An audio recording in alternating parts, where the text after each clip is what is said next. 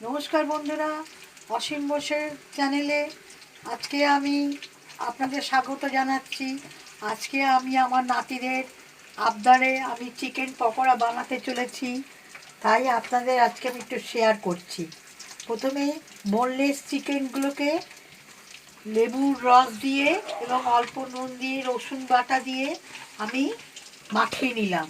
আর একটা অন্য পাত্রে আমি